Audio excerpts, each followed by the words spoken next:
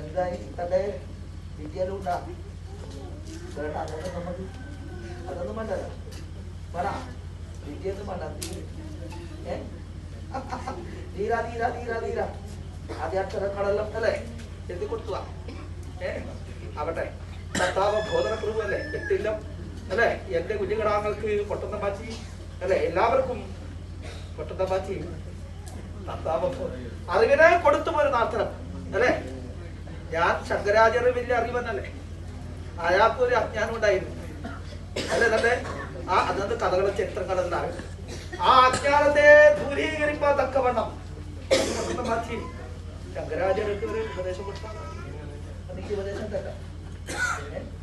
അതുപോലെ പറയാനോ ധീരാ ധീരാ ധീരാ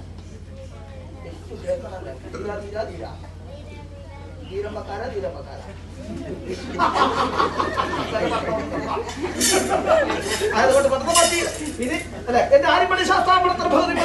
കൂടുതൽ വെള്ളത്തിൽ നീരാടിയതിനു ശേഷം ആയിരിക്കട്ടെ എല്ലാവരും